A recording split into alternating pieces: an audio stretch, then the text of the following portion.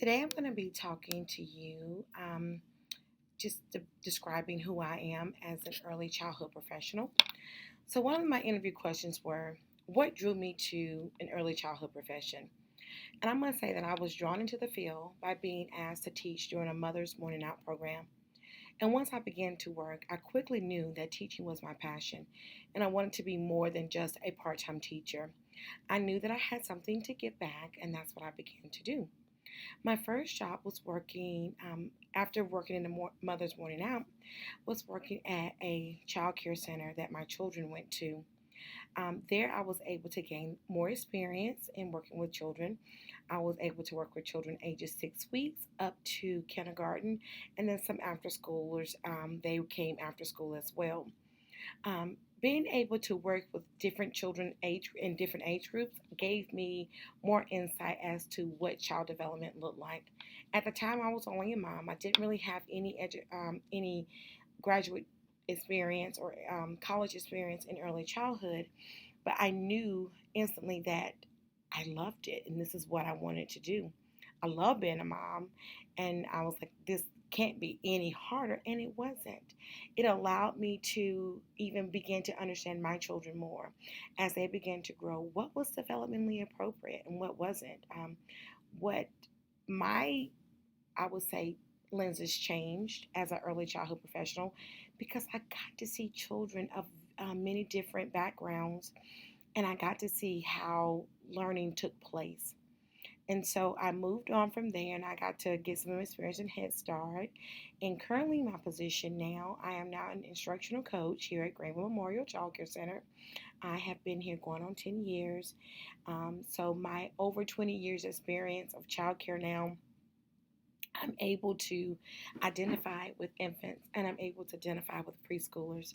So I will have to say that all of my years of working in various centers have led me up to this point to where now I'm an administrator in a child care center, and I'm able to take that passion and that leadership skills that I've been able to obtain, and I'm able to implement them into the classrooms and help other teachers to get to where I'm at currently.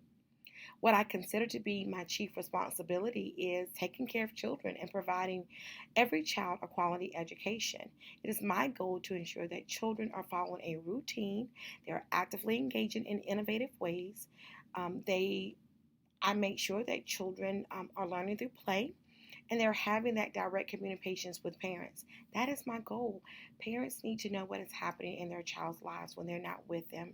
And I want to make sure that I give them a very broad synopsis or picture as to what their child are doing. I want to paint the picture that they know that their child is being taken care of and that their child is being loved. But more importantly, that their child is receiving a quality education. I want to make sure that parents feel safe and they feel comfortable when they leave their children with us every day. I want children to feel safe and loved when they are being dropped off by their parents. And so I make sure that when I'm in the classroom that I am getting down on that child's level. I am looking into their eyes. I'm not yelling across the room. I'm having those intimate conversations with that child that is on the level of me being getting down and looking them in the eye, making that child feel as if they matter because all children matter. My role of collaboration in professional practice, I must say, is I believe that collaborative teaching looks like um, providing a customized care for each child. What does that look like? Ensuring that the teachers that I currently manage can identify and understand the individual differences in growth and background for each child, making sure they understand each child's specific needs and that the family needs are met. Collaboration for me also looks like a relationship between the parents and teachers, making sure that I interact with the parents and with the teachers, and that together we make a cohesive decision regarding the child. Having that regular and consistent communication about their child's progress, having those conferences twice a year, and just having those impromptu conversations in the hallway, just asking them how things are going. Do they feel that?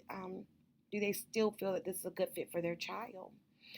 Collaboration with me is also making sure that I'm talking with my preschool staff, I'm talking with my teachers, I'm working together with them throughout the week. I am looking at their lesson plans, I'm gaining more insight on what they want to teach. I'm learning how to support them and their ideas and what they have to give. Also, what their experiences are in the classroom because they are the ones that are in there. And when I come in there, I too want to learn from the teachers and learn from the educators in the classroom. What does another thing is, also looking at the children's developmental skills, right? So helping children acquire life skills um, means much more collaboration. I don't want it to always be academically focused, right? So I want to make sure that I'm looking at the whole perimeter of a child. When I look at a child development, I'm looking at my infants. Are they able to do tummy time? Are they able to hold their heads up? Are they able to maintain that core body strength? When I look at my toddlers, are they able to balance on their own? Are they still a little wobbly? When I look at my twos, are they potty training? Are they ready to go potty? What does that look like? Are they not ready to go potty? When I look at my preschoolers, are they ready to hold a pencil? Can they grip a pencil? Can they use the pencil grip and not the whole grip? And when I look at my kindergarten prep kids, my K4 children, um, are they ready for kindergarten? Are they ready for the real world when they leave us? So all of that collaboration that I do, it ties into making sure that I am providing a quality learning environment for these children here. Some strategies that I use to reflect on my own personal growth is I'm constantly doing a self awareness check on myself. So, what does that look like?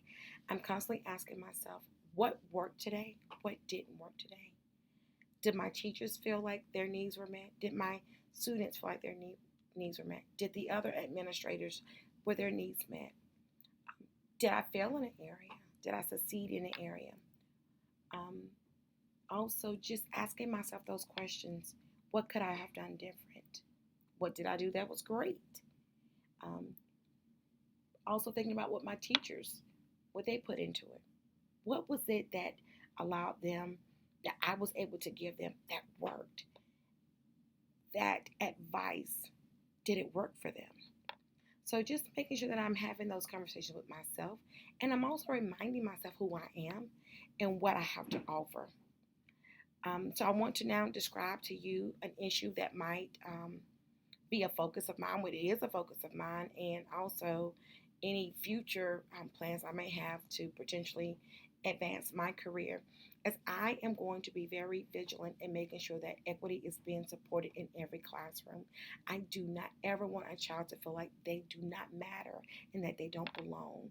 Just because children may not perform at the same level as other children, I never want a kid to feel leave here feeling helpless and sad and like they just can't measure up.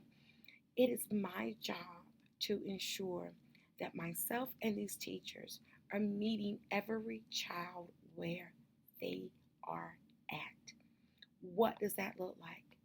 So what if I don't have a child that can get recite the entire alphabet? That is okay. Maybe there's other ways that we can get them to learn the alphabet. It doesn't have to be A through Z. It could be maybe sporadic. Maybe I have different ideas to give a child. They want to talk about dinosaurs this week. So we'll focus on the letter D. So making learning to where it's important to the children and not important to me. I want every child to be able to be their own voice in telling me what they want to learn. And it's my job to listen and making sure that their educational needs are met. So I will continue to fight for these children. I will continue to listen to them, whether they're 2 years old and they're trying to learn how to hold a spoon and they can't do it just yet. It is my goal to not make that child feel less than, but to sit with that child and to teach them until they're able to master it. And if they don't master it, it is okay. Um, I want to make sure that for a toddler who who hasn't learned to walk yet, it is okay. Not all children walk at the same time, but it's my job just to be there with them and to encourage them that they can do it. So equity looks like in the preschool setting, it's a big wide range of things, but it is my job to make sure that I'm being vigilant, and I'm making sure that equity is being supported in every classroom. No matter how hard it gets, it's my job to make sure that these children are well taken care of. And I will continue to do that. I will continue to fight for them. I will continue to listen to their concerns and be who they need me to be.